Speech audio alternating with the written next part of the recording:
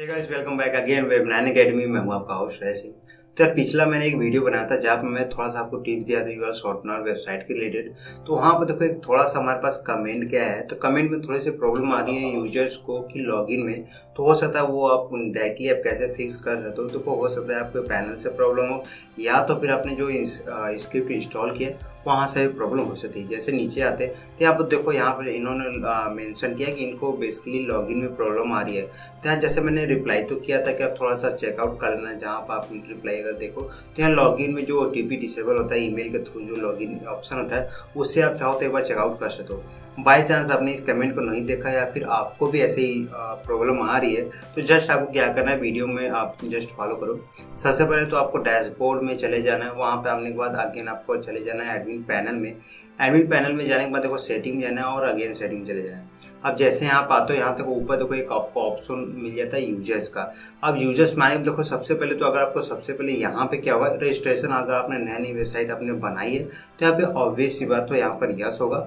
ठीक है, यहाँ पर मान लो इससे यस है, उसके बाद प्रीमियम ये नो होगा। उसके बाद कुछ आप साइन अप बोनस करना देना चाहते हो, ये मैंने बेसिकली लगा रखा। हो सकता है आप में यहाँ पर 0 राइट।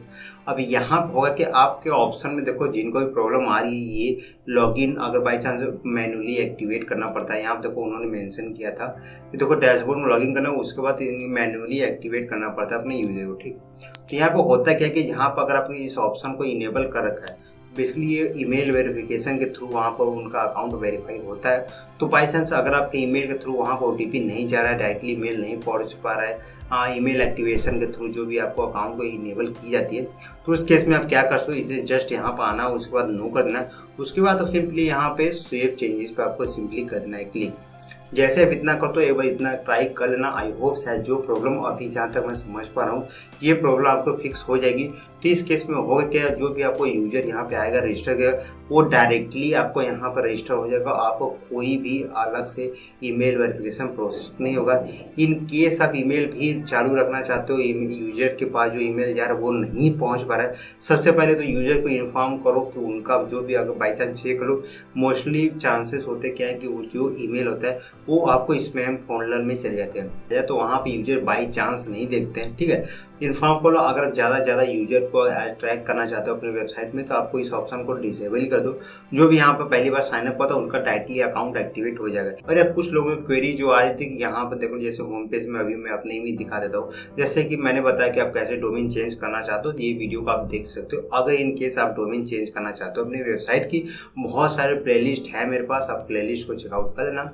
जैसे नीचे आता है तो यहाँ पे देखो बेसिकली यहाँ पे देखो कैप्चा एरर भी आपको आ सकता है। जैसे आप डोमेन चेंज करते हो आपको जो गूगल कैप्चा का कोड होता है उसे आपको जस्ट चेंज करना पड़ता है। इन केस आपने नहीं किया तो डायरेक्टली इसे चेंज कर लेना। बाई चांस अगर जानना चाहते हो कैसे चेंज करते हो या फिर इससे लोगो कैसे चेंज करेंगे, गूगल कैप्चा कैसे चेंज करेंगे, इस टॉपिक पर हम लोग नेक्स्ट वीडियो में बात कर लेंगे। फिलहाल इस जस्ट आपको अभी भी कोई क्वेरी हो तो आप नीचे कमेंट कर सकते हो, सारे कमेंट में पढ़ता हूँ। आपको A to Z कुछ भी पूछना हो तो नीचे कमेंट कर सकते हो। ओके, चलिए मिलते हैं अगले वीडियो में। I hope you like it. Thank you.